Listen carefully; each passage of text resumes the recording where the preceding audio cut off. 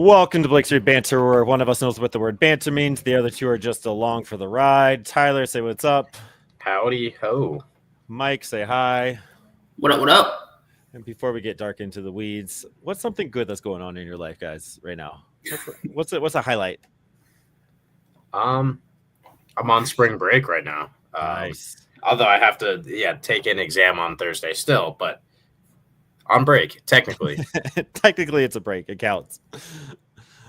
Yeah, I mean, I got like 2.5 hours of spring break left, so I got class tomorrow, so there you go.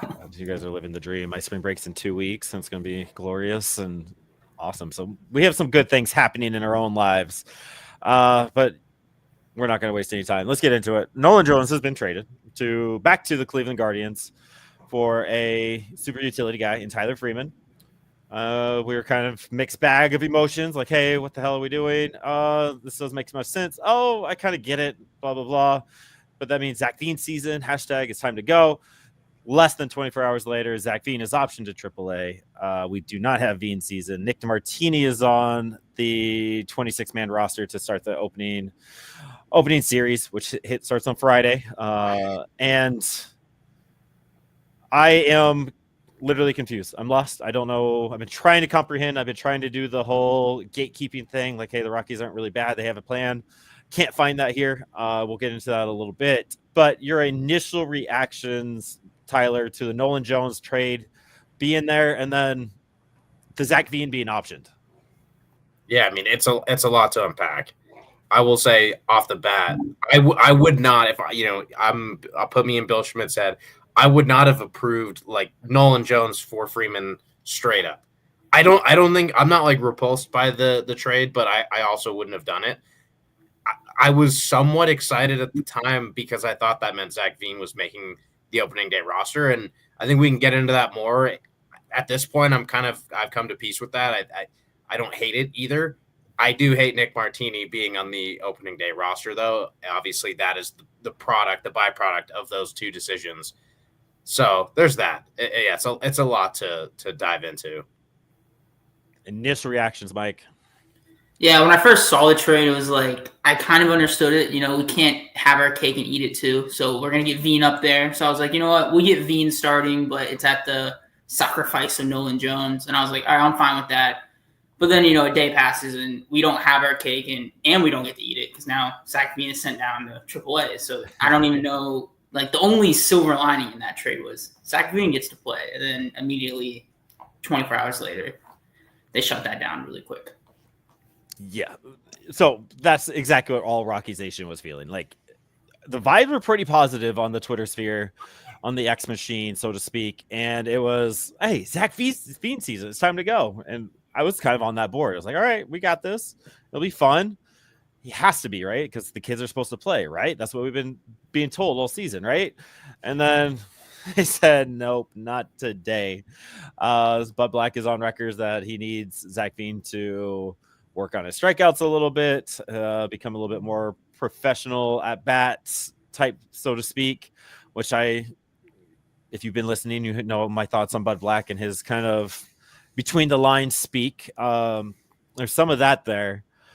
But maybe as a prospect pod, focusing on this prospect thing, and then we'll get into the weeds so we can get all of our opinions out there because I have some thoughts that I'm trying to talk myself into. And you guys can tell me I'm an idiot, which you will anyway. But what does this mean for Zac Veen going forward? So, like, Mike, like you see you're Zac Veen, right? You see Nolan Jones being traded. You're like, all right, cool. I might be getting the nod tomorrow. And then you don't. Like, what is that thought process as a Zac Veen, as a ball player right now? Yeah, I mean, that's got to suck. No one wants to go to Albuquerque after you go out there. It feels like Albuquerque, you have like all the sliders up, you're hitting home runs, confidence brewing. You're, probably last year he's sitting there going, hey, next year, that's the year. Goes to spring training, does everything right, spring training, right? He's great with the media. On the field, he's putting out an electric product, won team MVP for spring training. And then it feels like he did everything right. Everything the team asked of him, everything that he could control, he did perfectly fine. And still he gets put down to AAA. It does. I think it sends a negative message to the rest of the players, especially the younger guys. Like, does your output even really matter at this point? going to go on that. Because that was my biggest thing. So I've been sitting on this. The last thing you said is, what does this tell the younger guys? Like for me right now, as the water cooler holder for the minor leaguers in the Rocky system, I do not want to be in the system right now. I do not want to be part of the Colorado Rockies prospects because I can do everything right. I can light the scene on fire. I can have my opening, and yet it is not enough to get playing time in front of a 35-year-old journeyman or a Cleveland Guardian super utility player that needs to be traded over here. There's zero chances of me making the team. And I think there's a little bit of history in that when we look at a Coco Montez, when we look at a Hunter Stovall who did his thing, if we look at an Aaron Schunk who was balling out and who had a pretty decent end of September last year doing his thing, yet we aren't doing that. You have a Jordan Beck who earned his spot last year, got the playing time pretty quickly in April. You have Brenton Doyle and Ezekiel Tovar, the system's golden child, so to speak. Like, both earned it. This is nothing about on that, but like, there's some dogs in the system that aren't getting looked at. And that's like, why would you want to be in the system right now? Like, why? What's the point? I'm going to add one more thing to that. I know Tyler has something to say. This happens all around the league, right? But normally it's like Will Smith blocking Dalton Rushing, not Nick Martini blocking Zac Veen. Like, it's a completely different level. This happens around the league, but normally it's like an excusable, oh, we have a guy. We don't have a guy. We just traded away the guy. So, yeah. I'll say on the player frustration side, I think especially for someone like Veen, I think he at least gets to say, I know my time is coming. I think it probably could run deeper. You'll get some of those guys who might be, you brought up Coco Montez, and he's someone who guys like that might be like, oh, I can't get up there. And that's got to be really, really frustrating knowing that you're sort of viewed as just another guy. But I think at least for Zac Veen, he's got to be like, my time's coming. I haven't played half the possible games in the last 2 years. Like, I can take this year slow. At least that's the other side for someone like Veen. And he played well in spring training, but he also struck out 30% of the time.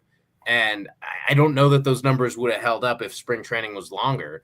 So I see it. The Nick Martini part sucks. But also, I think Sean Bouchard's name needs to be brought into the fold because he might have been the spring training MVP. Like, the Rockies spring training MVP is for prospects. Like, if you look at it historically, it's prospects that get that award. They're not trying to give that to the vet guys. Sean Bouchard might have been the MVP of spring training. He's probably starting every day in left field right now, and I think he earned that. And if he's up, and between him and Zac Veen, you don't want to split playing time. Like, Veen can play every day for right now. Figure it out a little bit down the road. Potentially the service time thing going on, but I think there is a logical side to at least the Veen decision right now. I will agree with you to an extent with that. If you're looking at this as two separate instances, right? A Nolan Jones trade and Zac Veen being optioned. The Zac Veen being optioned thing can make sense. And I tried to, again, talk myself into it. So I looked up Jordan Beck's stats last year, right? Jordan Beck did not start the season with the big league squad. He played in Albuquerque for about 2 or 3 weeks, and then he got the call up, and then he got hurt, and then he fought for his way. Jordan Beck's stats in spring training of 2024 are very eerily similar to Zac Veen's. Maybe Mike Jr. can get on the Zac Veen stats, his triple slash and his strikeout rate for me while I read off Jordan Beck's. But it's Jordan Beck struck out 13 times in 27 at-bats last year, roughly 45%. But his slash line, 370, 433, 519. That's a 952 OPS, right? I am pretty sure that's pretty close to what Zac Veen's is. So to Tyler's point, his time is coming. It's this spring training isn't taking his leash away, his aura away, so to speak. I still don't know what that means, but the kids say it, so I think I'm in something there. But it feels like, hey, Zac Veen, you're going to go to AAA. You're going to be a professional for a little bit with Jordan Pacheco and the squad down there, and then we're going to call you up in a little bit.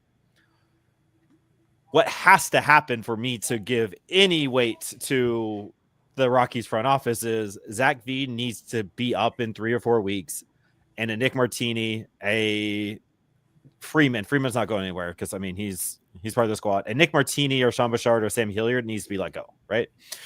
That's the only way this makes sense. But if Zac Veen sits in purgatory for next 3 months, I don't know. I can't do it anymore. Like I can't make sense of the Rockies front office anymore. Yeah, Zac Veen's spring training K rate was about around 30%. That is less than Jordan Beck's. If Bud Black really wants his sitting him because of the strikeout rate, the stars are lined up that it's Zac Veen is going to take the Jordan Beck trajectory to the big leagues. But is there a spot for him when Estrada comes back? Is there a spot for him when Freeman is balling out? Estrada's back. What do you do? What if Nick Martini is a 270, 280 hitter with a 750 OPS? The Rockies aren't trading that guy.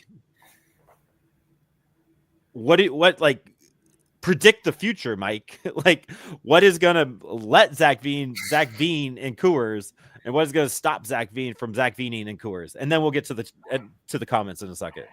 Yeah, I mean, I think it's good to point out that last season the Rockies, I think, made a lot of positive improvements in their thinking. We saw Hunter Goodman, Jordan Beck, even Montero. They were probably some of the worst players in the MLB last year to play a significant amount of time. But we kind of realized, hey, they're young, we're going to play them. Right. And then this year it's like the opposite, which I guess maybe they got burned. Maybe they think they ruined Jordan Beck. Maybe they think that, or maybe they think, they went wrong with Montero. And now it's like, we can't play these guys. This is what happened. But I think with Veen, like, he has options, right? If you're 3 weeks into the season, he's striking out, 30 to 40%, like, just send him back down. Let's just let him have a taste of MLB action, right? And then you can call up Martini, who's in AAA, no longer an option anymore. But that's where I would have gone with that. But with Veen will have his chance, I think, rather quickly. Injuries happen. Like you said, we could always see someone cut or someone. If Martini has a bad start to the season, I really hope they don't keep with him. But Veen will get a chance very soon. And I think something to, like, Nick Martini is the Jake Cave this year. Last year, there wasn't necessarily an outfielder who was like a Zac Veen prospect banging on the door to get playing time. And so it's sort of like, all right, I mean, obviously that's some Bud Black decision making in the process, but it was sort of like Jake Cave was there because he wasn't getting forced out. Like, and he played acceptably. Nick Martini is someone that could get forced out. I think also Sam Hilliard definitely could be forced out. Both those guys very quickly could be forced out. Right now, I think it's play the card slowly. I don't know that I agree with it completely, but I also much rather those guys are rotting on the bench than it be Zac Veen playing 3 times or less a week. Like that, I know we've been there complaining about that. I'd rather that be Hilliard playing center field once a week and Martini getting a DH start and a corner outfield start like once maybe twice a week. I'd much rather that than it being Zac Veen, fighting for starts. So yeah, I think that's how it breaks down. Yeah. To go back off of that, Sam Hilliard last year was on our roster, right? Then DFA'd right before the season started, cleared waivers, sent him down to AAA, and then June, when we had injuries and trades, we brought him up for the rest of the year. I think that's how you play the veteran bat in the lineup when you have all these young guys fighting for spots. Like, that's a perfectly viable option for guys like this. And it feels like they flipped it. They're going to start him, and then it's a whole mess. But Nick Martini, I will say this spring has been killing it. So, yeah, Nick Martini earned a spot, right? And that's, I think, if we weren't the Colorado Rockies, who are about to lose 100 games again, and if we weren't told, that was my prediction. You're right, 63, 99. But and we weren't told that this is the year for the kids. I think this is a whole different conversation. I think if we're a 500 ball club and you're fighting for a wild card spot, Nick Martini making the club opening day, I think we're all on board, right? But the fact that the kids are supposed to play, this is the kids' season. We're going to let them do their thing, and we're giving Martini, again, who earned it, who's I'm sure is a fantastic dude. This is nothing about the man, but it's the decisions by the front office. It's not making any sense. Like, Martini had a 188 WRC plus this spring, 15% walk rate, 13% K rate.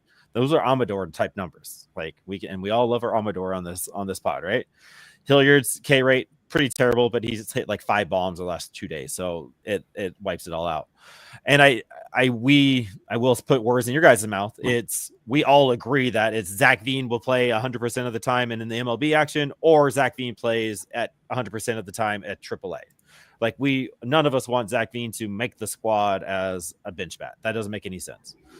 It's just the timing of it is super weird, and I'm very curious of what the vibes are in the clubhouse, outside of the clubhouse, in the prospect world, and all around it. Like, that's a bad look. Like, hey, you know what, kids? We're gonna go get ice cream. You guys are gonna go be great at Nana and Grampy's. You're gonna be well behaved. You're gonna listen the first time, and right after that, we're gonna go get ice cream. We get in the car. I'm driving home for 3 hours. We're not getting ice cream. We're going straight to bed when we get home. My kids aren't going to trust me. Those vibes are off for at least a while until I earn that back.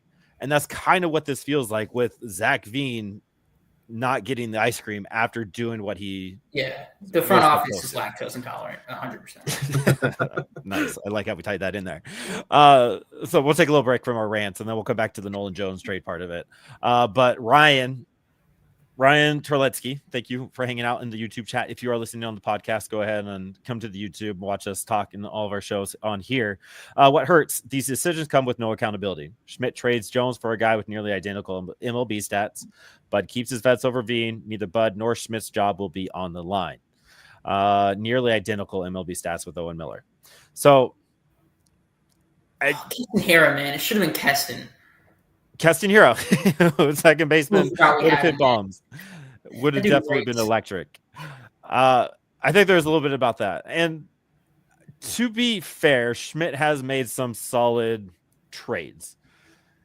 There's a few that don't make sense. Put the Joe Rock for Greg Jones into play here. Like, why isn't Greg Jones even getting looked at for second base? Like, why did you have to go outside the box to bring in the utility second baseman? But Ryan, I think I agree with you a little bit there. There's no accountability.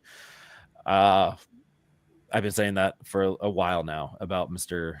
Black. Respect the hell out of the man, but I don't know if he's necessarily the guy for this team.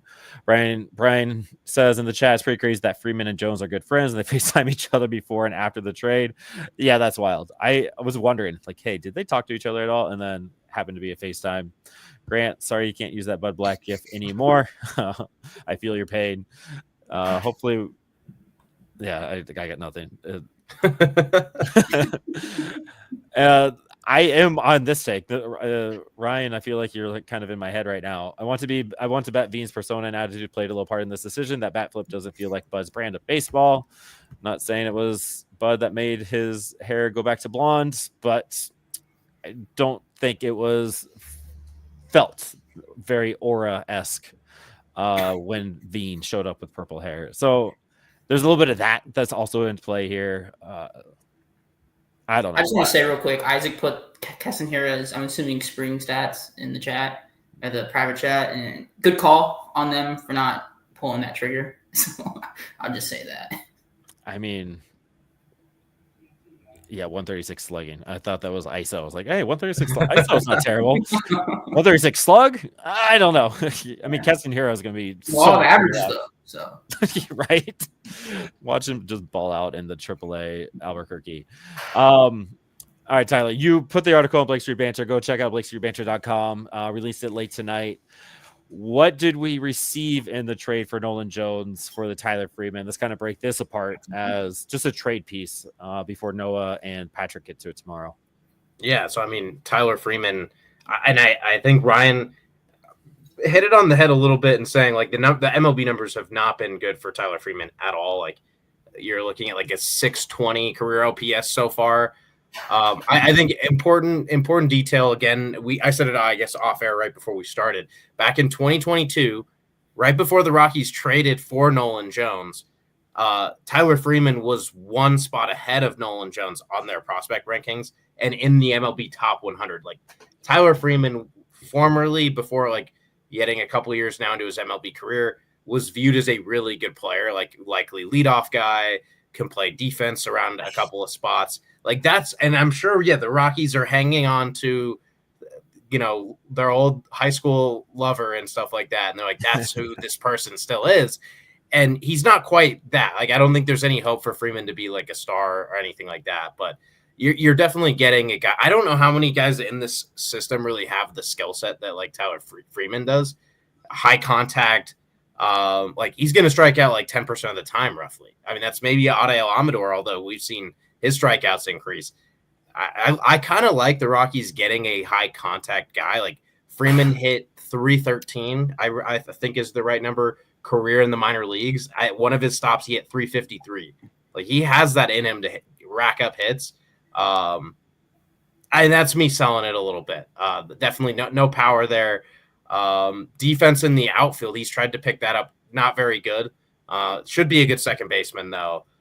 That's where he'll probably play most of the time until Thairo Estrada gets back. And then at that point, I don't think anyone can really crystal ball this into the future. Like what happens when Thairo Estrada is back? Like we're going to have a little bit of a jam on our hands. And that's worrisome. That freaks me out. I think Thairo Estrada's out 4 weeks, right? 4 weeks of the regular season. So first part of May where you're going to have some decisions. And I'm getting sold on Freeman a little bit more. Listening to you talk about it and listening to the pedigree. Again, I like Nolan Jones. I liked what his ceiling was. But all indications say we saw Nolan Jones' ceiling in 2023. He's a freak athlete. I think he could be a league average bat. But who knows? And obviously he didn't show enough at spring training. So the trade kind of makes sense. Kind of. It doesn't actually. No, it doesn't. Again, this isn't a shot at Freeman. I just don't understand why this team needs a major league ready super utility guy when, again, you have Gray Jones, Aaron Schunk, Owen Miller. You had all these guys ready. Shit, put Nick Martini at second base for a month and see what happens. That I don't think anybody's complaining about that. I don't get the trade. I get trading Nolan Jones. I don't understand the return. I will say, if looking at cores, a lot of people, they have this idea that like we need like a home run hitting slugger, but what we need at cores is someone that can just slap the ball around the field, and someone that, historically we love guys that strike out a lot, but big outfield. If you just put balls in play, and he has speed too, so he can beat out a lot of that stuff. We could be looking at a super high average hitter who can play good defense, can be versatile a little bit. Like at worst we're getting a good utility or a utility player, but at best he could be good at cores, and I get that. Then again, Nolan Jones is a player though that you look at and you go, hey, this guy could not end up that good. You see the back issues last year, struggled last year, but the potential of Nolan Jones is like a franchise changing player, and I don't think Freeman has that potential. Yeah, I mean, you definitely sold a player with a ton of upside. And me personally, I think this was with this trade, I had to kind of come to terms with it. I know on this podcast, we hyped him up a ton before his debut. I was like, I watched Nolan Jones in Albuquerque. That dude puts up an insane at-bat every time. And I think seeing him last year especially, and this was a scouting report that Baseball America had him on him in the past, is that he's too passive of a hitter. And if you read – I was going to say but I'll just take it because it's not your guys's. You don't have the same feelings as me on this. But I think Nolan Jones is unfortunately too passive of a hitter and doesn't have the contact skills to make up for that. He's the only hitter in Major League Baseball the last year and a half since 2023. I mean, it's like for him, it's like a year and a half to have a zone contact percentage under 80% and his zone swing percentage under 60%. So he doesn't swing at strikes and he doesn't contact strikes at the same level as most players in that range. I don't think that's a very functional MLB approach. Like there's no other player who's doing it quite like Nolan Jones. And we saw the result of that in 2024. So that's sort of where I liked it in 2023. It looked like promising discipline, but I don't think discipline and being passive should be connected all the time. I'm definitely some discipline there. But also, I think he hurts himself by being very passive in the box. And I mean, if the Rockies are listening and need some laundry help, like Tyler's here. Like he can help fold some clothes if you guys need some department help there. But that makes sense. Again, the profile for Nolan Jones seems to be on the decline, and I get the move. I don't know. When you think of the first basemen that are coming up, or a starting pitcher at Coors, it feels like that could have been done. And the thing that really is starting, like, every time I think about it, just makes me mad, is we traded Joe Rock for a Greg Jones. Like, it's that was the super utility guy that can play shortstop middle, who has the speed, who has the contact. He had a cup of coffee last year and he's not getting any play time. Go back to our conversation about the prospects feeling a certain way about 10 minutes ago. So, like, what's the point of Greg Jones? What's the point of trading Joe Rock, a high strikeout guy who's not going to make the rotation, but will debut in 2025 for the Rays and probably be an all-star in 2026, and that's fine. But, like, what was the point of that trade 2 years ago for a Greg Jones? Like, that doesn't make much sense to me. That you need all the pitching depth that you possibly can get, and Cleveland seems to be just a farm for arms a little bit. And then there's the whole persona, going back to optics from a month ago. I think the optics are now, I'm on the negative side now. I think they deserve all the negative going at them. You are a draft and development team.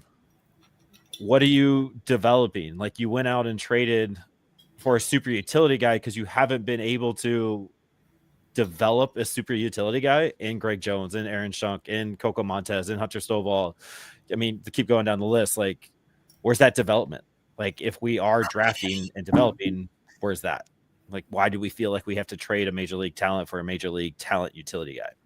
So that's kind of that's where I'm at with that, right? Like, if we were to trade Nolan Jones, let's at least get like a 19-year-old we can, trick ourselves into thinking is an all-star player in the future, right? Like, why? Like, let's get prospects. Let's not get a guy who, still a young guy, Freeman, but let's get guys who we can throw in the minor leagues and fill that role. And then we have like a Tyro Estrada when he comes back. You said Nick Martini at second, Greg Jones at second. He can do that.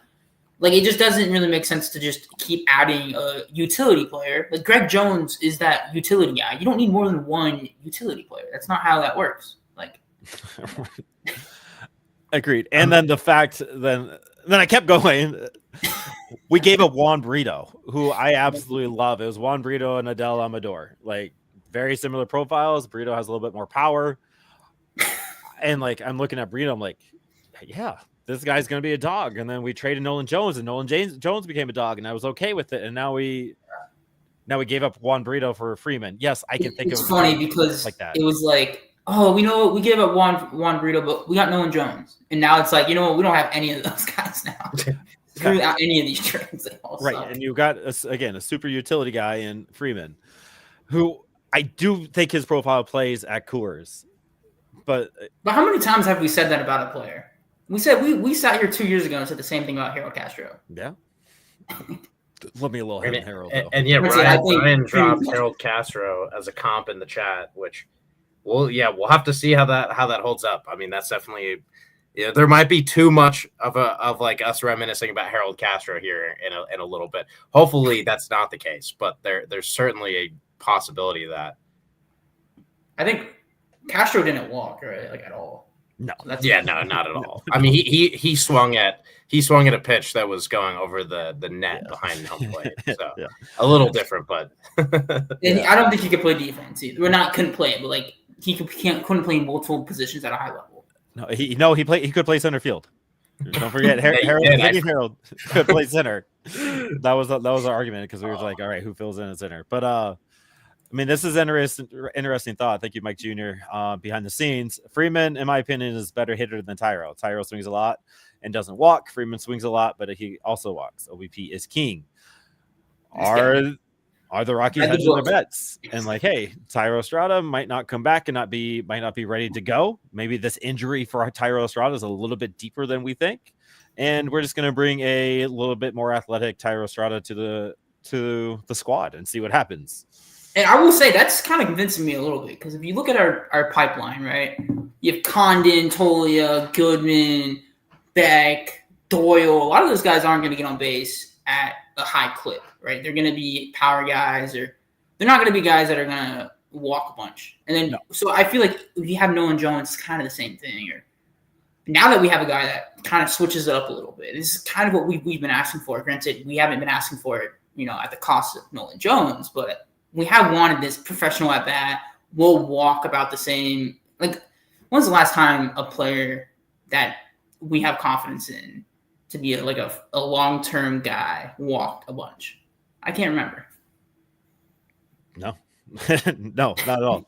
I 100% agree. Like, it does diversify the lineup and allows Bud Black to create 162 different unique lineups, which we like to keep track of here. It kind of makes sense, but again, it doesn't make sense. I don't know. It's just like, I think something to try to think about, and again, I don't fully grasp this. I know you guys won't. Like, it shows where the Rockies are thinking of Nolan Jones, and clearly it's a lot different than the public.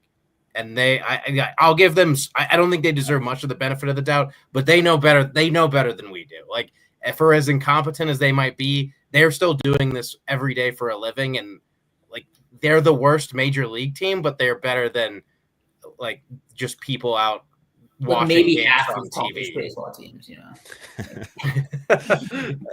And I agree, Tyler. I always try to settle myself down and say, all right, there are people that are running this team that are smarter than I am, and I will trust that. And I can usually try to make sense of most moves, but this one, I'm just not getting there. Trading Nolan Jones, I understand. It's the bringing in a Freeman that I don't, because it feels like a stopgap for Amador. Because like Tyro Estrada's hurt, so we're bringing in Freeman until we get to Estrada, until we get to Amador. And then when does Amador come up? Like, wow, when do we see Amador or Ryan Ritter? Like, it just adds so many more questions to what seemed like a pretty clear path for the prospects. And that's where I'm just super. To go back on what you guys were saying, I joke about the Rockies being bad, but they're smarter than everybody here, right? So that's a realistic thing. But I said in the chat, I was when it happened, like, was it a back injury, if I'm not wrong, with Nolan Jones last year? Knee. So I think primarily back. Tyler, would you like to elaborate on the knee injury? Yeah. But no, I'm just need to see some MRIs. No, I'm just saying, like, we saw with Trevor Story where it was like everybody was like, why didn't we keep this guy? And then he was obviously never the same again because of injuries. What if they're in that room, the doctor is just like, the team doctor is like, yeah, this guy probably isn't going to not recover from it, but he's probably never going to be the same player as he was in 2023. Then I look at that trade and I'm like, yeah, that's a great trade then. Like, but that's a big what if. So yeah, well, I think also you got to think if a year like that was to happen again, which I don't think the injuries aside, like maybe there's something medically that they know, but more like performance based. If he has another season like that, you're non-tendering him after the season. It's David Dahl all over again, where everyone's like, David Dahl has potential, and the Rockies are like, we don't see it. And David Dahl didn't do anything in Major League Baseball after that. Like, that was another one of those where I was mad. I was like, David Dahl had so much upside. David Dahl did not contribute in Major League Baseball again, and they were like, we don't see we don't have confidence in him. So it's like next year at this time, Nolan Jones could have been non-tendered, long before spring training. And you find another Tyler Freeman's the exact same thing. Cleveland would be in the position to non-tender him after the season next year if he didn't play well. So you're sort of just exchanging guys where teams went sour on the player, the talent of the player, and they got swapped for each other. It was sort of that's not a good position to be in as a ball club. Like, I know Patrick would be not happy with he's not happy with the trade logic of this, like the timing, and that's valid. But I think you end up trading two guys where teams are like, we're going to cut bait prematurely and cut our losses. Yeah. And I think that's what it comes down to. I think we can move on from this. what Mike said, we have to wait just a little bit for it to make sense. I think we learn a lot like May 1st, around that time when Estrada is fully healthy, and we've seen enough Nick Martini. We've had enough martinis in our life where we don't know if we want any more, or if we're like, hey, we're now a martini guy for the season. We need Tyler Freeman to put like 2 to 3 WAR up there, like play 150 games. That would be like so awesome. Come end of the year, just be like, hey, maybe we were overreacting a little bit. Okay, I don't know. I think Freeman's profile plays. Yeah. It just doesn't make sense to bring in Freeman. I don't know. All right, to the chat, Ryan. They also need, quote unquote, defensive versatility when a roster spot goes to Chris Bryant, someone who won't play any position, won't play every single day. Sorry for ranting. Love the content, fellas. Rant all you want, Ryan. That's what the chat is there for. That's why I come on here every Monday. Sometimes it becomes rant sessions there, and very healthy. It is very healthy. Get it out, dog. But yeah, like you are pigeonholed with a few roster spots, right? Ezekiel's only playing center or shortstop. Doyle's only playing center. Rymack's only third base. Tolia's only playing first. So like there are some positions you need a middle guy, corner outfield type player, and Freeman hits that mark. Like Condon isn't going to be like versatile, and we are projecting him to be in the lineup, by next year, late next year at least. So. Yeah. Sean, are we even sure Freeman will be starting at second base? All the starters were playing today, and it was Farmer at second. Farmer's not on the team. I don't think he made the major league squad. He did. I mean, he's like the backup utility guy right now. But he signed a guaranteed MLB contract like way back when. He did sign a major league contract. I did know that. Okay. I didn't look. I just assumed. You assume bringing in Tyler Freeman, man. Like, all right. I don't need a no longer Farmer in my life. Like, I don't know. Okay, yeah. Sean, no. Like, you just blew my mind. Yeah, what if Freeman doesn't start second? What if Freeman is not the opening day second baseman? What if he's opening day Albuquerque second baseman? I know you made that joke, Aaron. I think Friday's gotta be crazy. I think actually, and I hate that I'm saying this now, Aaron. Like non-zero chance he's like the left field opening day starter. I think it's Sean Bouchard though in left field, and I truly do think Farmer is there to be a better bench infielder than they've had in recent years, and kind of just screw around. Like, let's see what happens if we improve our bench. Does that actually improve our team or not? Like, you can gripe with that for sure, but I would hope if Farmer's just like a guy on the roster and that it's Freeman at second base. But you said left field in our Twitter chat, and it is a non-zero chance. You don't know what's going to happen. Like, I think ideal start opening day outfield is Sean Bouchard with what we have. It's Sean Bouchard, Brenton Doyle, Jordan Beck. Like, that has to be the outfielder. Can any of these guys play? Can they play third, like just in case they're like planning on a Ryan McMahon trade? Because we're at the point of Ryan McMahon's contract to where it's kind of tradable, with only 2 years left on it. I know that's thinking pretty far. Yeah, they're not trading. But I mean, Freeman has some decent experience at third base from the minor leagues. So and then Farmer's the heir apparent at third base. But Freeman does. I think that is sort of the allure of Freeman is he could play shortstop too. Freeman was drafted as a shortstop and really only moved off there recently. So he could play those 3 infield spots, all 3 outfield spots. We're trying to turn this into I'm trying to turn this into a Tyler Freeman pod. I think that's some of the value there. And then we realize Kyle Farmer has a guaranteed contract and we'll start a second. What if they trade Ryan McMahon? It makes me want a starting pitcher, first baseman. Return so much more. Jesus Christ.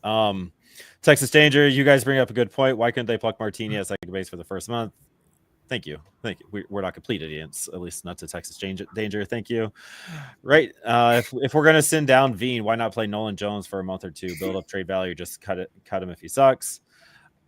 I don't know if I necessarily agree with that. I think trading him for something like a Freeman, who does have some benefits to a squad, is good. Rockies fans really test my sobriety. Grant hanging in their dog. You've had your run. Stay strong with the run, man. Need a shirt that says something about Rockies fans and trust issues. Yeah, well, we need a t-shirt guy. We do. We need a t-shirt guy.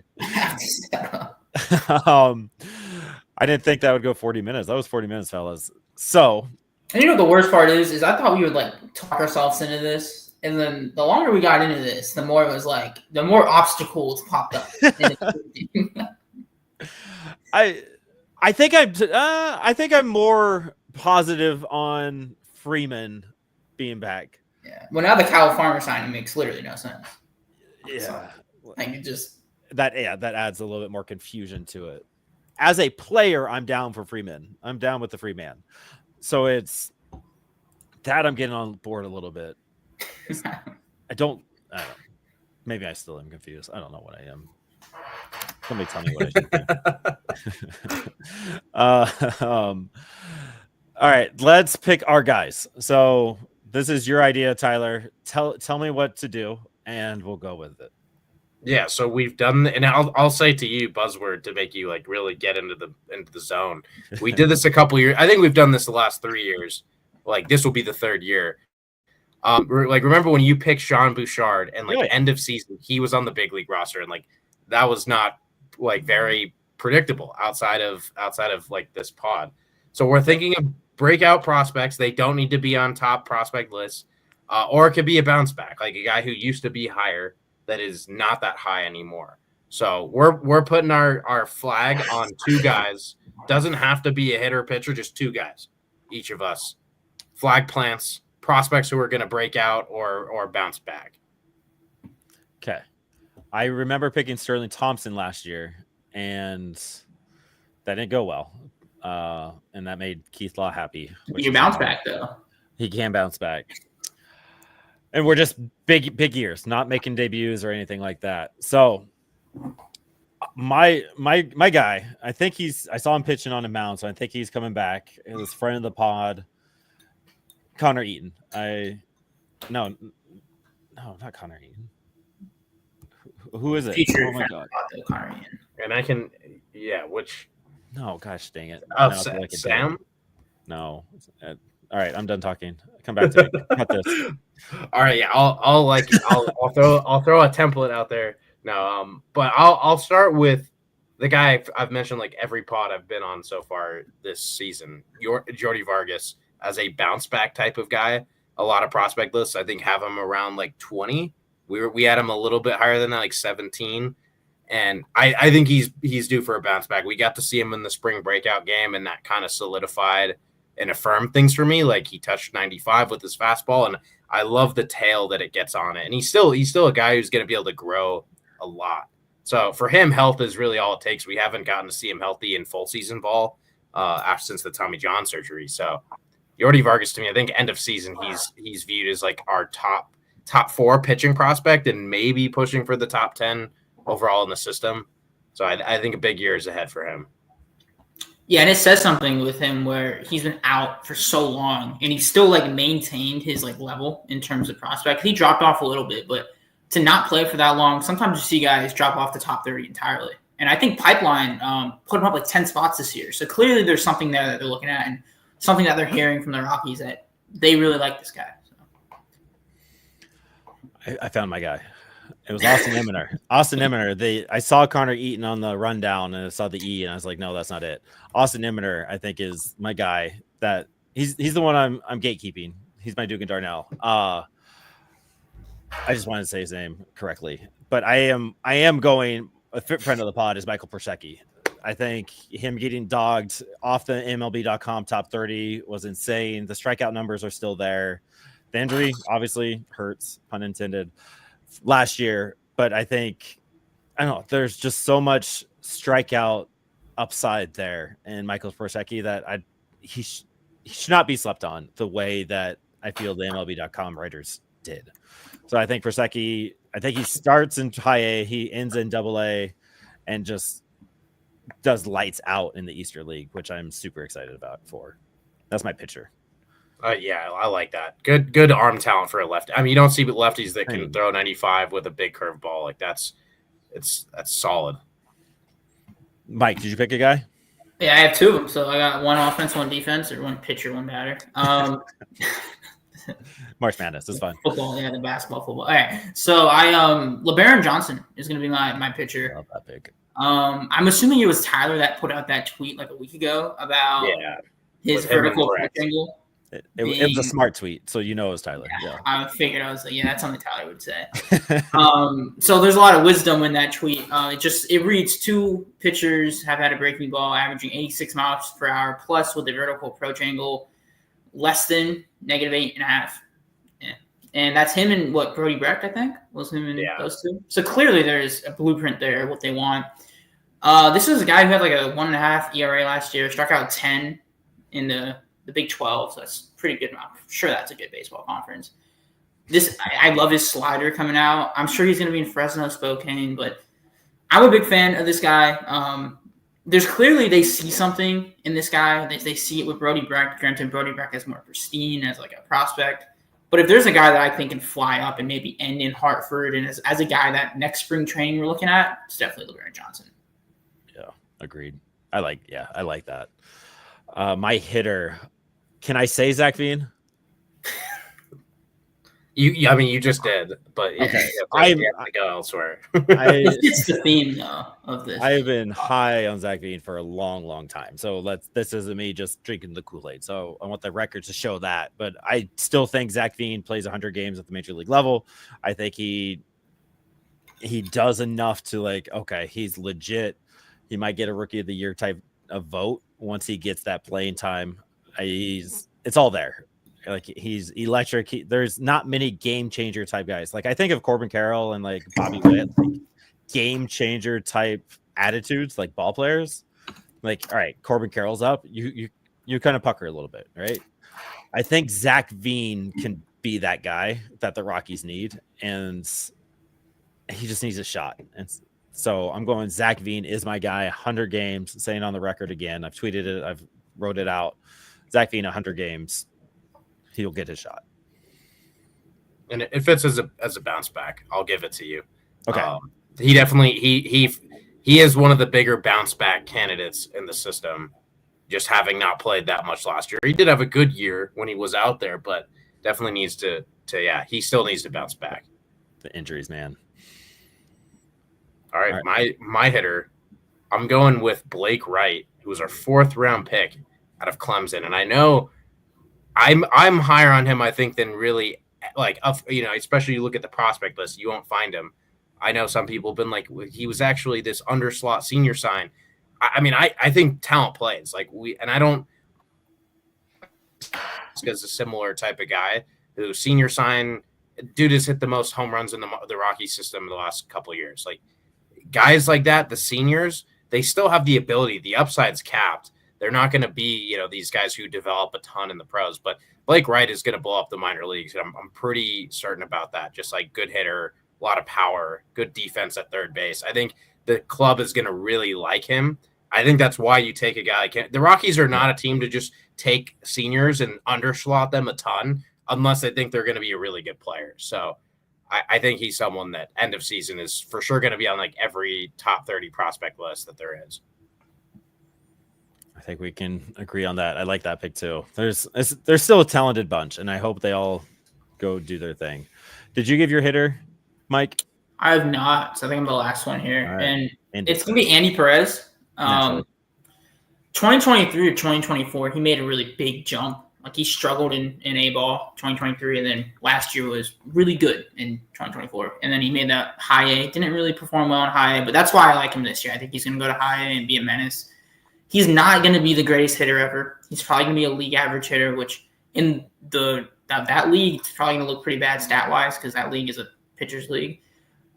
Defense is there, though. I like his third baseman. They list him as a shortstop third base. I think he's a third baseman through and through. I think he has the arm strength to play. I also just don't think he's rangy enough to play at short, which isn't really much of a knock. Not many guys that are shortstop stick at shortstop. I think the defense is there. The arm is there. The hit tool just has to get a little better. He doesn't strike out too, which is pretty big. He's still 20. there's a lot to like, and there's a lot of growth that can happen. Like, I don't want to like say he's like a Ryan Ritter-esque player, because Ryan Ritter was out of college, but that's kind of what I see, like defensive first mold. If we can get the hit tool, then we'll be talking. Yeah, and I kind of figured you'd go Andy Perez on us. I like that pick. Good stuff. I like it. Mike Jr., do you have any picks that you want to put in there? Put in the chat. Before we get out of here with those picks, thank you for hanging out with us. Ryan, thank you for joining us. Grant, Sean, the whole squad, Texas Danger. I think I got all of you. Appreciate the YouTube chat. It always helps us be a little bit more fun and helps us kind of have some accountability. So thank you for hanging out and doing that. Whole slate of podcasts this week. Noah and Patrick tomorrow. And then you got the NL Best of the West and Skylar and K-Dub doing their thing, covering the West from a Rockies fans perspective. And then new show, Josh Rogers, Behind the Scenes with Josh Rogers. Big leaguer Josh Rogers has joined the BSB squad for whenever we can get him for a behind the scenes pod with him and James. And we're going to try to work something out where they go this week. So keep an eye out on our YouTube for that. That will be a YouTube exclusive show. So don't think that's going to be on your podcast. We got Mike Jr. in behind the scenes. Of course, he's going to DSL, ACL type dudes. Alexander De La Cruz, who I don't know much about, but I'm sure you'll all read about him on BlakeStreetBanter.com. And then everybody's favorite giant arm is Luigi Casilla, big flamethrower coming in, probably playing in Fresno. Like he's an excited arm that Forbes is high on. So I think therefore we are too. Shout out real quick. Shout out Isaac for doing this DSL stuff. DSL like information is like insane. It's like withheld. Like you have to it's like a government document. Basically. Like it is impossible to get a hold of. And Isaac somehow finds a way to get, I don't know, all these metrics on these players that if you look it up, it's literally not on the internet. So I don't know how he does it, but he does. So. He's got sources. He's got sources. I don't know if he flies down there every week. Yeah, he's in that stupid mask, those glasses with the giant nose and the mustache under it, incognito, doing his thing. But again, thank you everybody hanging out for us, doing your thing. Mike, make sure you hit the button. Go Rocks, minor league affiliates. Woo!